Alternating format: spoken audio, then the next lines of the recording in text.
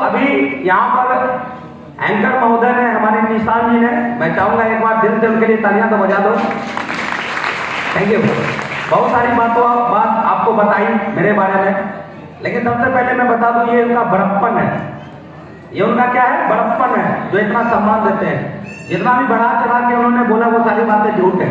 ऐसा कुछ मैंने बहुत बड़ा कोई तोप चलाने का काम जीवन में किया नहीं है जिसके लिए इतना सारा सम्मान इन्होंने मुझे दिया है। इसलिए तुम रिलैक्स हो जाइए। मैं यहाँ पर आप लोगों को कुछ सिखाने उखाने बिल्कुल नहीं आया हूँ, कुछ नहीं आया हूँ सिखाने, क्योंकि सीखने सिखाने का काम तो स्कूल के मास्टर साहब और कॉलेज यूनिवर्सिटी के प्रोफेसर साहब का होता है, वो जरूर आपको कुछ सिखा सकते हैं। मैं एक मैट्रिक पास लड़का, 38 साल का व्यक्ति आपको क्या सिखाऊंगा? इस दौर में बैठा हुआ हर आदमी अपने जीवन का पीएचडी होल्डर है, इस बात का भरोसा हमको है।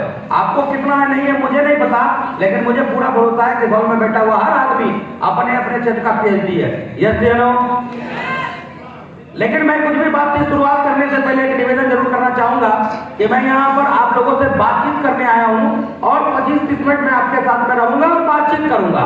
क्या आप मेरे साथ बातचीत करेंगे? आप मेरे साथ बातचीत करेंगे?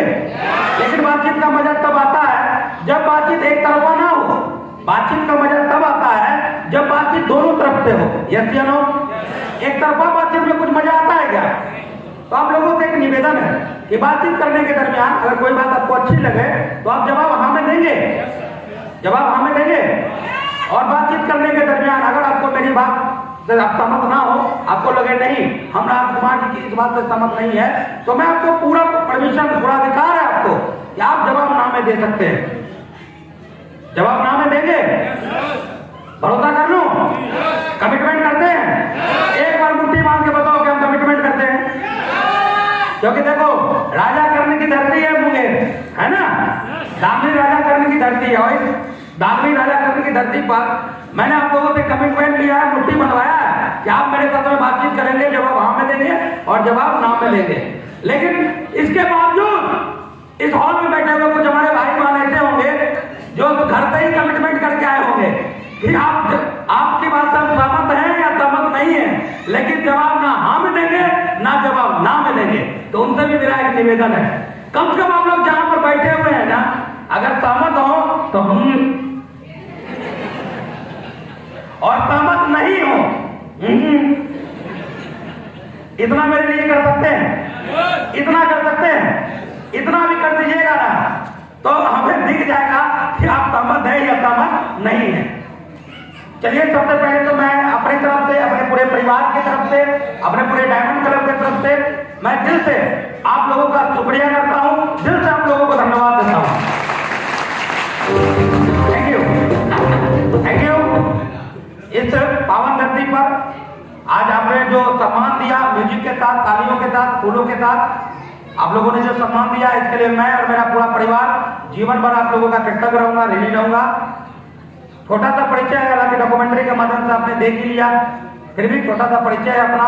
आप ही के सर से कटा हुआ शहर बेगूसराय, पहले मुंगेर में ही था ना, आप ही सर का कटा हुआ टुकड़ा है, तो कहीं ना कहीं आपस में रिश्ता है कि नहीं है?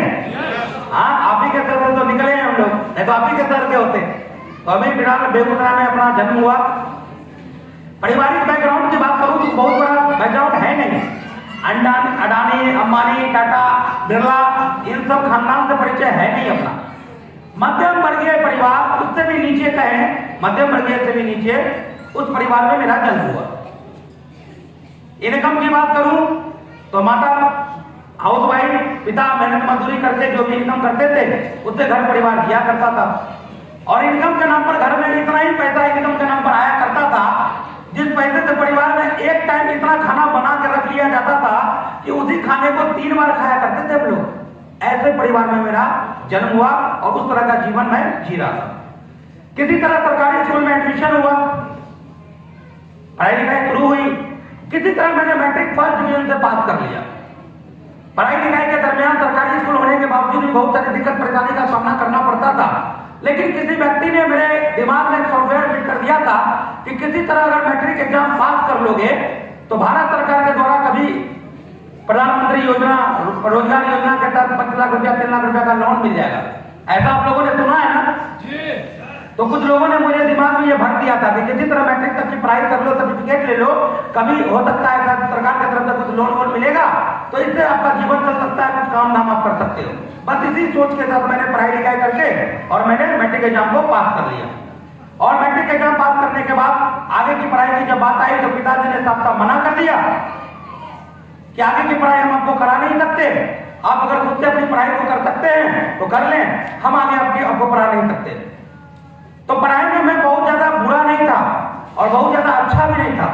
जिस तरह से बहुत तरह के लोग होंगे जो खुद की पढ़ाई करने के लिए ट्यूशन वगैरह करके भी अपना पढ़ाई लिखाई कंप्लीट करते हैं, जैसे ना आप लोगों के बीच में होंगे ना बहुत सारे ऐसे साथी जो पढ़ाई लिखाई के दरमियान घर से सपोर्ट नहीं मिलता है तो खुद ट्यूशन पढ़ा के या कोई छोटा मोटा काम करके भी पढ़ाई करते हैं।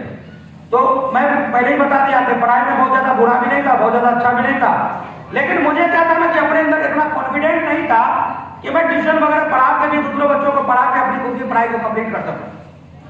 हालांकि पढ़ाई करने का मन मेरा था क्योंकि मैट्रिक मैंने फर्स्ट डिवीजन से पास किया था। पढ़ाई छूट गई और जैसा हमारे बिहार में, अपने बिहार में होता है कि जब भी किसी व्यक्ति की पढ़ाई लिखाई टाटा गुड़बाई हो जाती है तो व्यक्ति क्या करता है?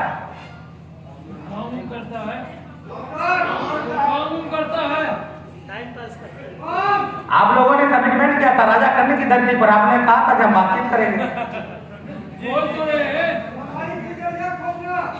बिल्कुल, जब पढ़ाई लिखाई टाटा गुड़बाई हो जाती है तो लोग कहीं न कहीं अपने रोजी रोजगार में जुट जाते हैं। तो मैं भी रोजी रोजगार में जुट गया। अपने ही स्तर में जो भी ईमानदारी का कामकाज मिला, लगा कि इस काम को करने से जीवन चल सकता है, मैंने करने की शुरुआत कर दी। लगभग 1.5 साल मैंने अपने स्तर में जो भी काम मिला मैंने किया, बात समझ में आई नहीं। फिर जैसा होता है बिहार में अक्सर लोग दूसरे राज्य चले जाते हैं, तो मेरे ही अंकल लोग कलकत्ता में रहा करते थे, उन्हीं के माध्यम से मैं वही एक फैक्ट्री में मैं काम करने लगा। और जब वो फैक्ट्री में मैं काम करने लगा लगभग 2 साल वहां भी मैंने काम किया, ज्यादा कुछ समझ में वहां भी नहीं आया। उसका 2 कारण था। एक कारण यह था कि अपने परिवार से मैं दूर था, दूसरा कलकत्ता जो है महानगर मेट्रोपॉलिटन सिटी थी। मैं सवेरे 8 बजे घर से निकलता था, फैक्ट्री के अंदर जाता था और रात में 8 बजे फैक्ट्री से बाहर आता था। कब दिन होती थी रात होती पता ही नहीं चलता था। रात में घर जाता था, खाना खा कर तक के सो जाता था, फिर सवेरे उठता था, तैयार होता था, फैक्ट्री के अंदर घुस जाता था, रात शाम में बाहर आता था। और मैं डरा बेगूसराय का आपके जैसा गाँव गुड़ाम का रहने वाला, पूरे दिन में 2-4 लोगों से, गांव के समाज के लोगों के साथ उठना बैठना बातचीत करना, ये मेरे फितरत में था। तो मन वहां भी लगा नहीं। जब मन वहां भी नहीं लगा तो मैं वापस अपने सर पे बेगूसराय आ गया। बेगूसराय जब मैं वापस आया तो बेगूसराय आने के बाद में मेरे पास में कुछ पैसे थे, बहुत ज्यादा पैसे थे नहीं, थोड़े पैसे मैंने जो कमाए थे वो पैसे मेरे पास थे। वो पैसे और मैंने कुछ पैसे कर्ज लेके एक लकड़ी के कटघरे में 2004 में मैंने अपने बेगूसराय शहर में एक छोटा सा टेलीफोन बूथ से अपने जीवन की शुरुआत करी। टेलीफोन बूथ समझते हैं आप लोग? टेलीफोन बूथ, टेलीफोन पीसीओ समझते हैं? टेलीफोन पीसीओ से मैंने अपने जीवन की शुरुआत की। लकड़ी के कटघरे में मैंने खोला और मैं मेहनत करने लगा। मैं अगर अपने बारे में बताऊं तो मैं उस टेलीफोन पीसीओ को 2004 में सवेरे 5 बजे खोल देता था, 5 बजे, और 5 बजे मॉर्निंग में मैं उसको खोलता था, रात में मैं 12 बजे 1 बजे रात में उसको बंद करता था। अब कहेंगे कि ये बहुत मेहनत करते थे, तो आप इसको मेरा मेहनत भी कर सकते हो, मेरी मजबूरी भी कर सकते हैं। मेहनत ये था कि 5 बजे सवेरे मैं दुकान को खोलता था और रात में 12 बजे बंद करता था। मजबूरी ये थी, सरकार ने एक नियम बना रखा था कि 8 बजे से पहले अगर आप बात करेंगे कहीं भी देश में तो 50% पैसा लगता था, और रात में 8 बजे के बाद बात करेंगे तो 50% पैसा लगता था। तो जो ग्राहक होते थे ना वो 8 बजे से पहले और 8 बजे के बाद आते थे। तो ये मेरी मजबूरी थी। और ये कार्यक्रम चला 2011, लेकिन भला हो ऊपर वाले का कि 2011 आते आते आईटी के डेट मोबाइल टेक्नोलॉजी का जन्म हुआ। और जब मोबाइल टेक्नोलॉजी का जन्म हुआ तो 2004 से 2011 तक के बीच में मैंने उस लकड़ी के कटघरे में पीसीओ के साथ साथ में मोबाइल फोन का छोटा मोटा सामान भी लाके पटना से बेचना शुरू कर दिया। उस समय आप लोगों को याद होगा 2004 से 2011 के बीच में जब मोबाइल फोन आप लोगों के हाथ में आया होगा तो आप लोग गले में एक फीता लटका के मोबाइल को पॉकेट में रखते होंगे, याद है? याद है कि भूल गए? वो 10 रुपए वाली नोकिया लिखा हुआ फीता, याद है कि भूल गए? एक चेन कवर आती थी चेन वाली, याद है कि भूल गए? 10 रुपए में वो सारे फीता कवर चार्जर वगैरह में उस लकड़ी के कटघरे से मैं बेचना शुरू किया। ऊपर वाले ने राम दिखाई, मेहनती में खाई, और तब तक क्या हुआ, पीसीओ भी थोड़ा डाउन होने लगा, लोगों के हाथ में मोबाइल आ गए, घर से ही लोग फोन करने लगे। तो 2011 जो मैंने पैसे कमाए उस पैसे से अपने सर बेगूसराय में एक बड़ा सा दुकान मैंने रेंट पे लिया। और बड़ा सा दुकान रेंट पर लेने के बाद में मैंने उसमें मोबाइल फोन का एक दुकान मैंने होलसेल का मैंने डाला, एसेसरीज होलसेल का मैंने दुकान डाल दिया। और मैं 9 बजे अब उस दुकान पर जाने लगा और रात में 9-10 बजे मैं घर वापस आने लगा और जी तोड़ मेहनत करने लगा। 2011 में जी तोड़ मेहनत करने के बाद 1 साल मैंने उस दुकान को जब चलाया तो 2012 में उसी साल में मैंने एक दूसरा दुकान और खोल लिया। 2012 में मेरे पास 2 दुकान हो गई। 2011 और 12 2 दुकान को चलाने के बाद और मेहनत किया। 2013 में मैंने एक तीसरा दुकान भी खोल लिया। कितना दुकान? तीसरा। अब फिर थोड़ा सा चेंज हो गया। अब उस तीनों दुकान में मेरे पिताजी का अपना काम है, सोना चांदी का उनका खुद का दुकान है, भाई का अपना काम है, वो अपना करता है, मेरी पत्नी हाउस वाइफ। उस तीनों दुकान को मुझे अकेले ही चलाना पड़ रहा था। तो मैंने मदद करने के लिए अपने दुकान में 25-30 स्टाफ भी रख लिए और 25-30 स्टाफ के साथ में मैं अपने दुकान को चलाने लगा। इनकम की बात करूं तो हर महीने एवरेज महीने का 1 लाख, 1.25 लाख, 1.5 लाख रुपया मैं अपनी दुकान से कमाने लगा। एक छोटा सा सवाल करता हूं, वो व्यक्ति जिसके परिवार में एक बार खाना बना करता था और 3 टाइम उस खाने को खाया जाता था, अगर उस व्यक्ति के जीवन में महीने का 1 लाख, 1.25 लाख, 1.5 लाख रुपया एवरेज अगर इनकम आने लगे तो जीवन कैसा होगा? जीवन कैसा होगा? कहीं ना कहीं जीवन में बहुत बदलाव आया। तब तक मेरी शादी भी हो गई, 2 बेटी और 1 बेटे का मैं पिता भी बन गया और यही कार्यक्रम चल रहा था। मुझे लगा मैं अपने जिंदगी में बहुत कुछ कर लिया। 3 होलसेल की दुकान का मालिक हूँ, 2 बेटी है, 1 बेटा है, अच्छे स्कूल में एडमिशन था, पढ़ाई लिखाई चल रही थी, लाख रुपए प्लस की इनकम थी, जिंदगी में मजे से जी रहा था, कहीं कोई दिक्कत वाली बात नहीं थी। लेकिन अचानक क्या हुआ, 2015